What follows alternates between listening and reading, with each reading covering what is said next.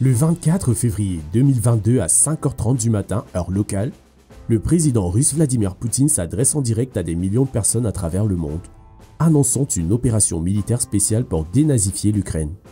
Alors même que Poutine annonce le début de son invasion, 2 douzaines de Mi-8 pénètrent déjà dans l'espace aérien ukrainien. Les hélicoptères transportent plus d'une centaine de troupes d'assaut aériennes les plus élitistes de la Russie, la crème de l'armée russe. Ils sont accompagnés d'un vol d'hélicoptères d'attaque Ka-52 pour assurer la sécurité de l'escorte et l'appui-feu une fois qu'ils arrivent à leur cible. Le voyage à 250 km de leur base de départ en Biélorussie et les hélicoptères sont en vol depuis une demi-heure au moment où la nouvelle invasion est diffusée dans le monde entier. Toute la formation est sur les talons d'un assaut massif de missiles sur l'Ukraine en préparation de l'invasion. Les missiles de croisière Kaliber pleuvent sur des cibles stratégiques à travers le pays, donnant la priorité aux sites de défense aérienne connus. De nombreux radars de défense aérienne sont détruits, mais beaucoup d'autres survivent. Pourtant, sous d'intenses attaques de missiles et de guerre électronique, la Russie remporte la seule véritable victoire de la guerre en perturbant complètement le réseau de défense aérienne extrêmement dense de l'Ukraine. Il faudra des jours au réseau pour se réformer, mais pour l'instant, la Russie a une domination presque incontestée de l'espace aérien au-dessus de la nation.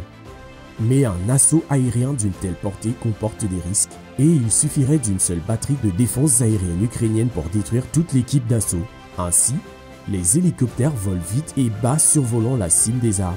Le Voznutcho Destanie Wojska Rossi, le nom russe de leurs forces aéroportées, compte sur la vitesse, la surprise et plus qu'un peu de bravoure pour remporter la victoire. Et s'ils atteignent leurs objectifs aujourd'hui, la guerre pour l'Ukraine sera terminée d'ici la fin de la semaine.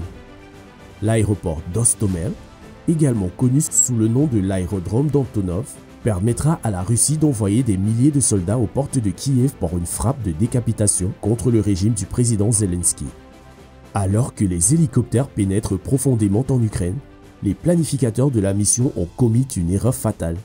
Les troupes russes ne sont pas aussi bien équipées que leurs homologues occidentaux, et même ces aviateurs et parachutistes d'élite n'ont pas assez d'équipement de vision nocturne pour entreprendre une opération aussi risquée dans l'obscurité.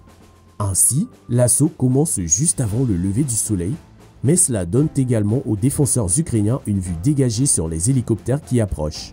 Comme les hélicoptères près du fleuve Dnipro, ils ne sont plus obscurcis par le couvert d'arbres ou les bâtiments, ce qui donne aux troupes ukrainiennes des lignes de tir dégagées sur la formation qui approche.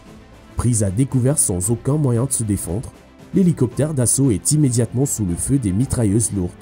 L'un des hélicoptères Mi-8 est soumis à des tirs de canon alors que des balles criblent le ventre de l'avion et du cockpit. Quelques secondes plus tard, il tombe du ciel, s'écrasant sur la rive lointaine du fleuve. Un hélicoptère d'attaque Ka-52 tente de supprimer les défenseurs ennemis et déclenche un barrage de roquettes sur une position mitrailleuse lourde.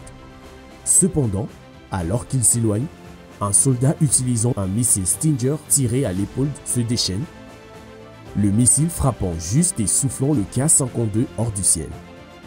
Quelques centaines de mètres plus loin, un autre soldat insère une unité de refroidissement de batterie dans la poignée de son système Stinger. L'unité libère immédiatement du gaz argon à haute pression, la pression entraînant sur le refroidissement du gaz. Ce gaz est acheminé directement vers l'autodirecteur du missile, le refroidissant à des températures inférieures à zéro.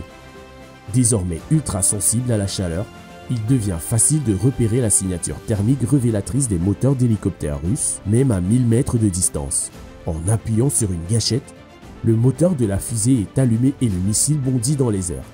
Le missile est suffisamment intelligent pour faire la différence entre le moteur d'un hélicoptère et son échappement à un refroidissement rapide.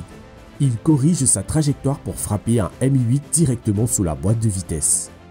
L'hélicoptère commence immédiatement à perdre le contrôle, s'écrasant dans l'eau à plus de 150 km/h, poussant des cris de joie. Quelques secondes plus tard, les défenseurs poussent des cris de joie et pas un seul Russe ne réussit à s'échapper de l'épave qui coule rapidement.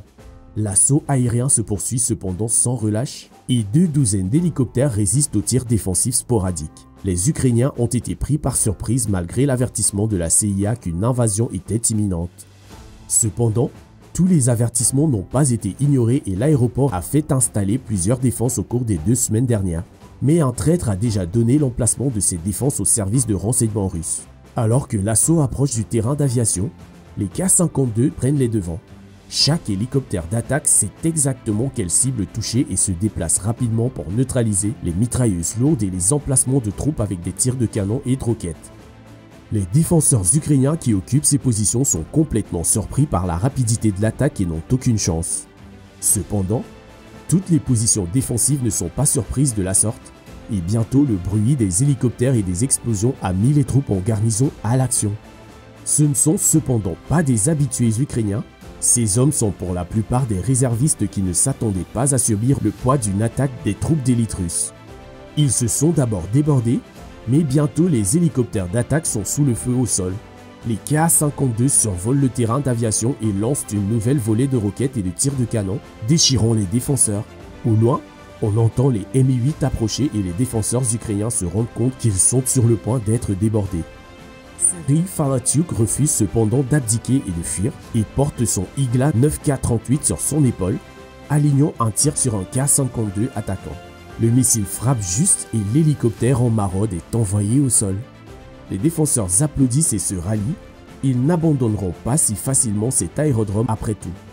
On a dit aux Russes que les tirs au sol seraient légers et sporadiques, mais alors que l'assaut aérien commence à pénétrer dans l'aérodrome, ils sont accueillis par des tirs qui sont tout sauf légers et sporadiques. Le capitaine Ivan Boldyrev se trouve dans l'un des hélicoptères de tête lorsque, soudain, il est mitraillé par des tirs de mitrailleuses lourdes.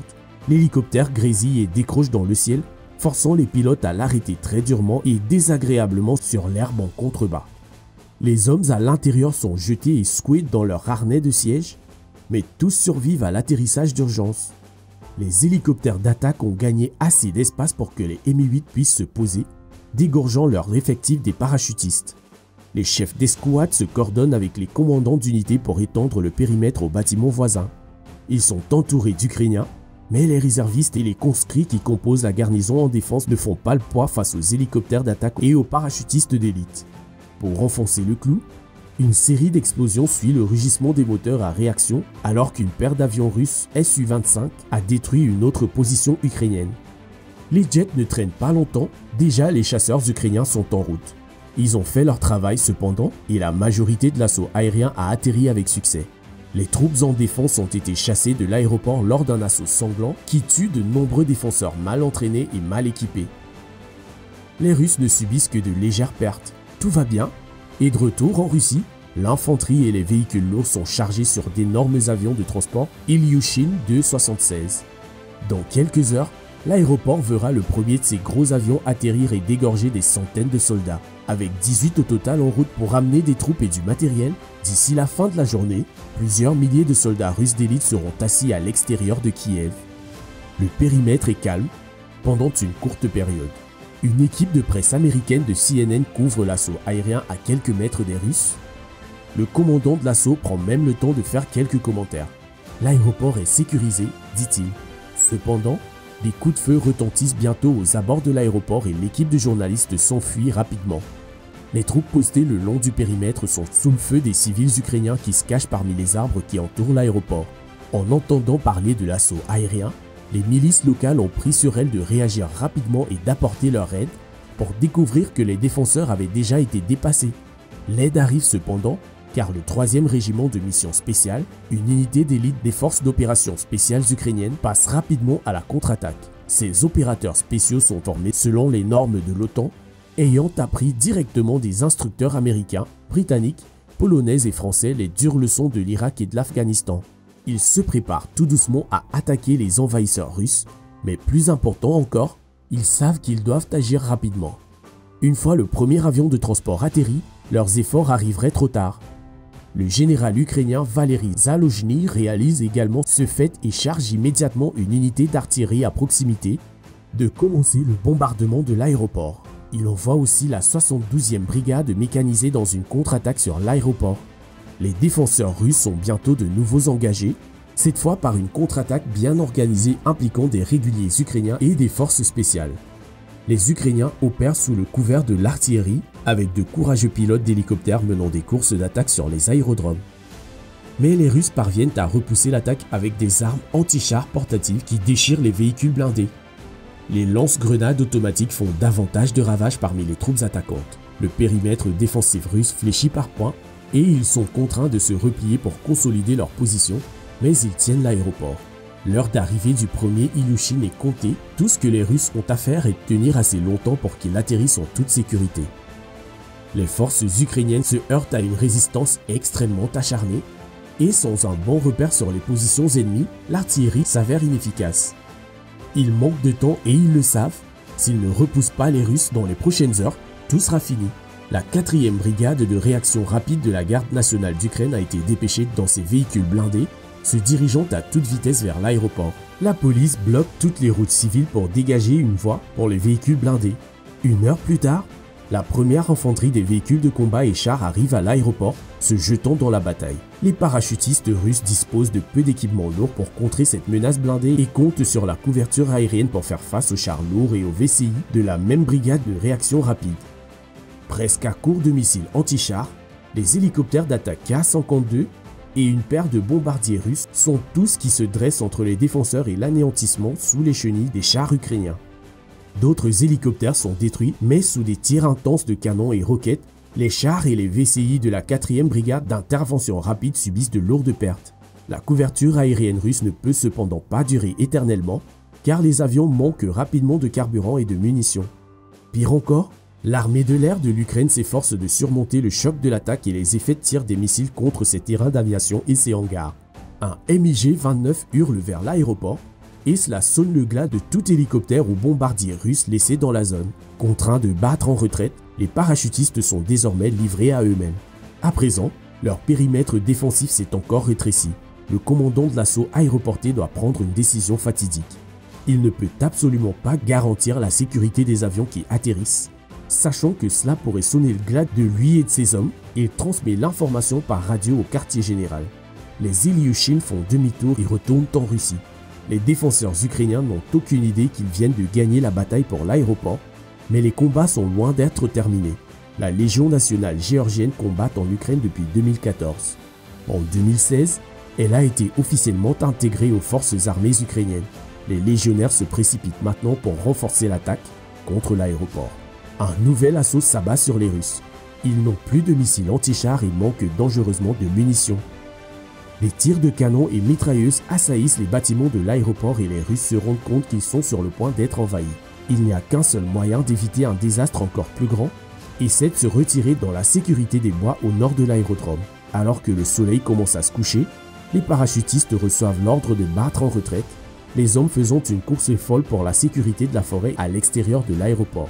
À court de munitions, le commandant de la Légion géorgienne Mamuka Mamulashvili saute dans un véhicule civil et écrase les parachutistes en retraite.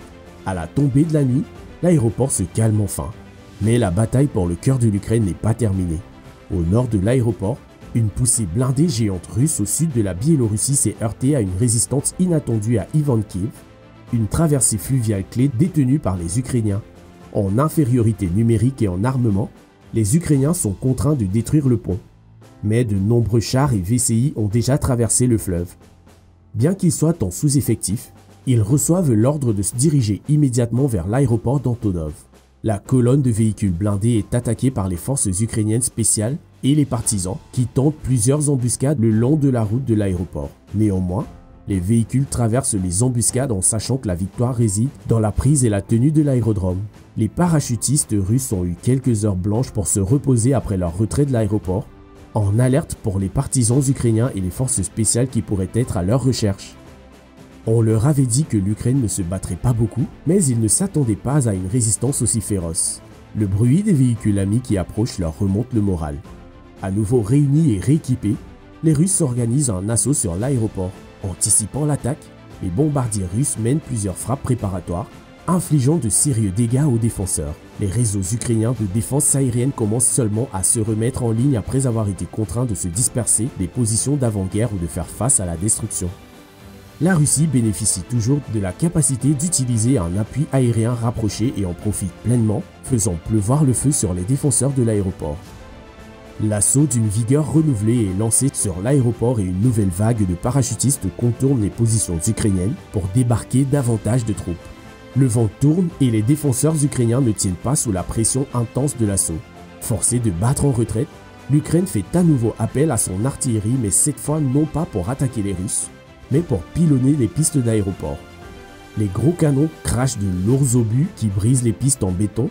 Après une heure de bombardement, les pistes sont un gâchis de cratères et de débris. Les Ukrainiens sont contraints de céder l'aéroport à l'assaut écrasant des Russes, mais ils ont gagné la bataille pour Antonov par défaut. Les pistes étant hors service, aucune troupe ne peut être transportée ici, ce qui fait de l'opération visant à créer le pont aérien et à gagner rapidement la guerre un échec. Un assaut parallèle sur l'aérodrome voisin de Vasylkiv se termine également par une frustration pour les Russes et ne leur laisse aucun espoir de faire voler des troupes et de se réapprovisionner. La plus grande bataille pour Kiev va maintenant commencer et fera rage pendant le mois prochain, mais à la fin de celle-ci, l'Ukraine sortira victorieuse. La guerre sera décidée à l'Est dans les mois à venir, peut-être des années, mais pas en quelques jours comme la Russie l'a bêtement cru. Allez maintenant voir pourquoi l'invasion de l'Ukraine par Poutine est un échec, ou cliquez plutôt sur cette autre vidéo.